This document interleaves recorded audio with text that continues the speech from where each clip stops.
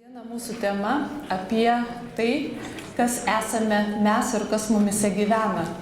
Ir jeigu atsakant į tą klausimą, kas esi tu, tai ko gero tiksliau būtų sakyti, kad esu aš, tai esu aš ir tai yra mano mikroflora. Iš tiesų mumise gyvena tiek daug, tiek bakterijų, tiek virusų, tiek eukariotų. Ir kalbant apie žarnyną, tai kuo toliau plonoje žarnoje jų gyvena, bet ypač daug gyvena storoje žarnoje.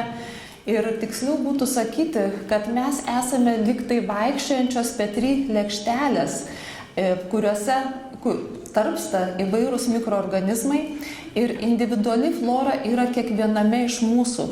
Tai yra kaip pirštų antspaudai.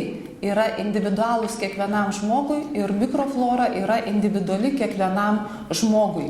Dabar mokslininkai pripažįsta, kad daugelis ligų kyla labiau dėl disbiozės, dėl tų mikroorganizmų mūsuose gyvenančių sutrikimo ir labiau negu kad dėl vieno kokio tai konkretaus mikrobo. Aišku, būna įvairių situacijų.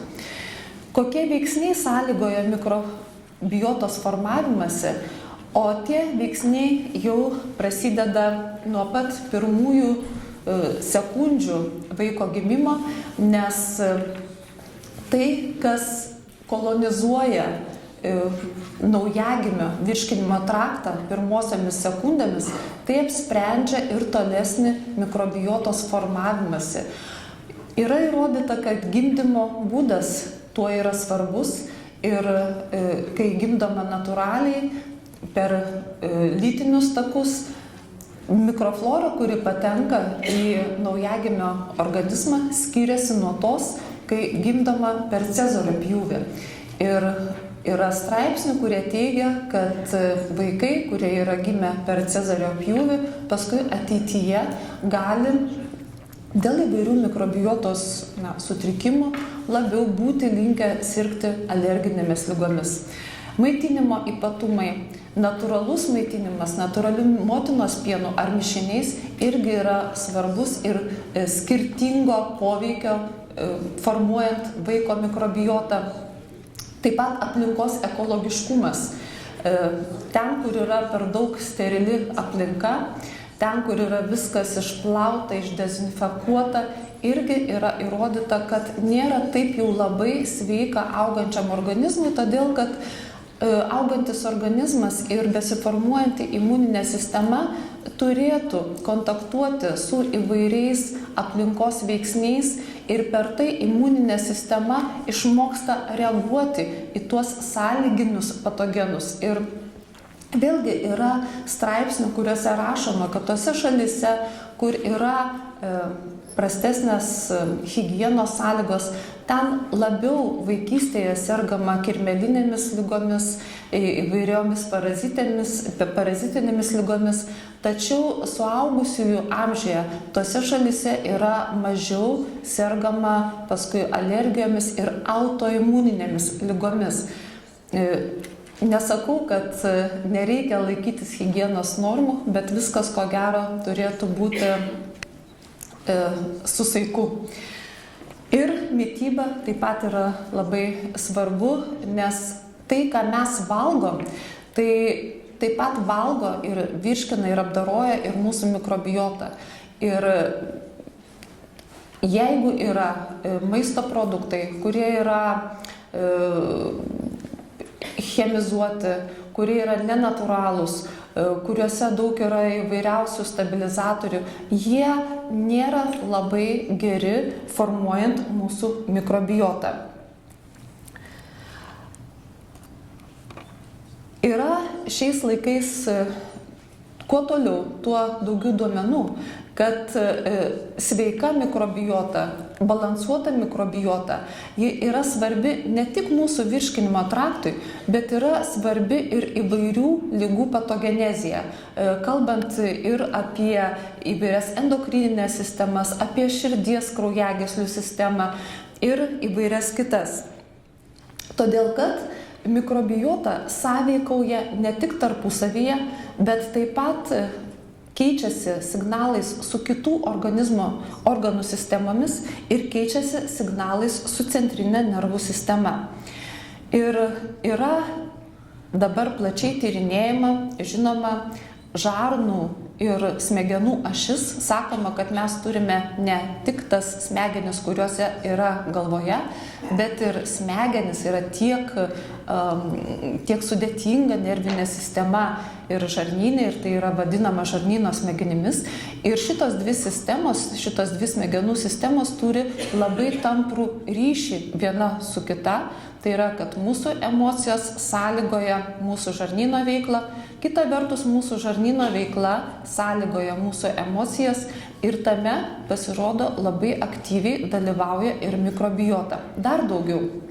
2015 metais teko lankytis Prancūzijoje vykusioje pasaulinėje mikrobiotos konferencijoje, kurioje išgirdau labai įdomių teiginių apie tai, kad mikrobiota, jinai taip pat sąveikoja ir su mitochondrijomis, tai yra ląstelių struktūromis, kurios yra atsakingos už energijos gamybą. Ir dėl to yra manoma, kad jeigu pas mus nėra sveikos mikrobiotos, kad visa sveikatos, organizmo sveikatos sistema, energijos atsargos irgi yra mažesnės.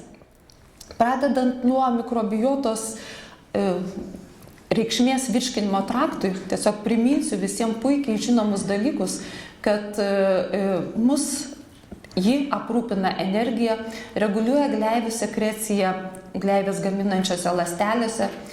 Mikrobiota sekretuoja medžiagas svarbias tarpląsteliniams jungtims epitelyje.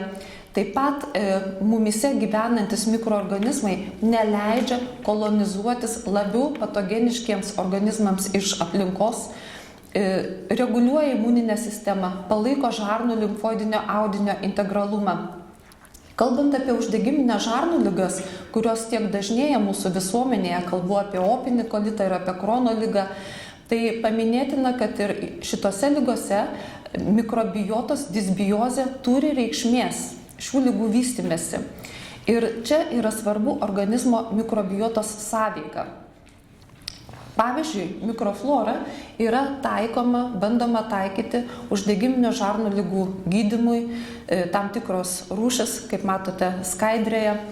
Ir žinom visi, kad yra pradėta taikyti ir mikrofloros transplantacija uždegiminėmis žarnų ligomis sergantiems ligoniams.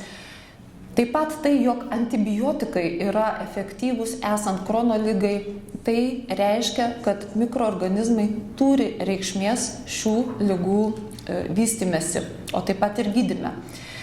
Taip pat žinomas faktas, kad pavyzdžiui Clostridium difficile kolitas ir mikrobiota irgi yra tarpusavyje susiję ir pavyzdžiui šio kolito gydymas bankomicino ir Saccharomyces boulardii deriniu buvo efektyvesnis nei vien tik bankomicino.